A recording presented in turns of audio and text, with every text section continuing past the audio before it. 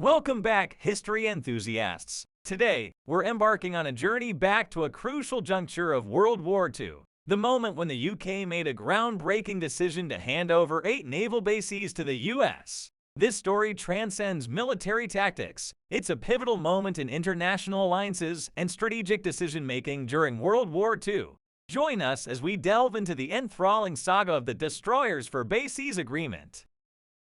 Spoiler alert! These 8 naval bases were far from random selections. The bases, spanning from Newfoundland's rugged terrain to the sun-drenched islands of the Caribbean, were strategically vital. Located in key zones for Atlantic defense and trade, these bases collectively formed a crucial network. But what compelled Britain to make this monumental decision? How did it redirect the war's trajectory and the future of international diplomacy? Let's dive into the depths of this pivotal episode in history. In 1940, Britain faced imminent threats from Germany, with dwindling resources and a desperate need for naval support. This precarious situation pushed the UK to negotiate with the US, highlighting the urgency for external assistance. The need for naval reinforcements was not just urgent, it was a matter of national survival. Across the ocean, the United States didn't want to get involved in Europe's problems. But the government under President Roosevelt was secretly thinking about helping the UK.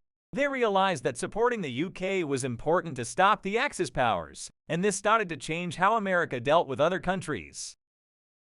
The deal was simple yet groundbreaking.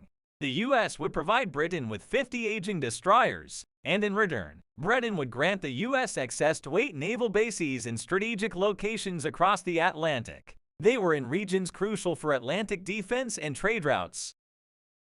This trade, so-called the Destroyers for Bases Agreement, was more than a military maneuver. This was a turning point in the war. So, what happened? The US, which had been on the sidelines, started leaning towards the Allies. This was huge. Now, imagine Britain back then, constantly under the hammer from German attacks. When these destroyers rolled in, it was like a breath of fresh air. These ships gave the British Navy the much-needed muscle to keep those vital supply lines across the Atlantic open. It was a critical boost for Britain's survival in their toughest times. Was it a good deal for the US? It was definitely considered a good deal for the United States for several reasons. The US acquired rights to establish naval and air bases in Newfoundland, Bermuda, the Bahamas, Jamaica, St. Lucia, Trinidad, Antigua, and British Guiana. These bases were strategically located, enhancing America's defense capabilities in the Western Hemisphere, particularly in the Atlantic and Caribbean regions. This was important for the US, as it boosted national security and expanded its strategic reach. While some critics argue that the Destroyers for Bases Agreement was significantly more advantageous to the United States than to Britain, but this perspective doesn't capture the full complexity of the situation. Indeed, the United States gained considerable strategic benefits in exchange for destroyers that were largely outdated and not vital to the US Navy's cutting-edge capabilities. However, it's essential to consider its impact on Britain. At a time when the Royal Navy was stretched thin, the addition of 50 US destroyers dramatically boosted its capacity. These vessels played a critical role in thwarting German U-boat attacks, thereby sustaining Britain's crucial supply lines and contributing significantly to the war effort.